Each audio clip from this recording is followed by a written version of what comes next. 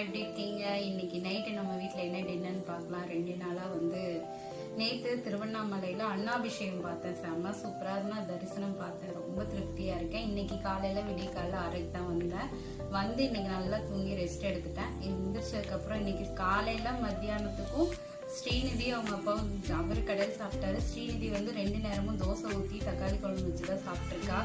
அதையவே வச்சுட்டு இருந்தங்காட்டி சரி சாப்பாடு செய்யலாங்கம்மான்னு சொன்னால் சரின்னு சொல்லி எனக்கு ஒரு ஸ்பெஷல் செஞ்சுருக்கேன். வாங்க பார்க்கலாம். சூடாக சாப்பாடு வச்சுருக்கேன்.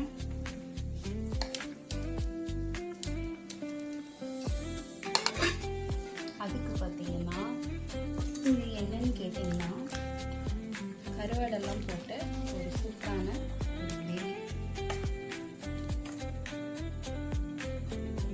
கருவாடு போட்டு சாப்பிட்டா சூப்பராக இருக்கும்.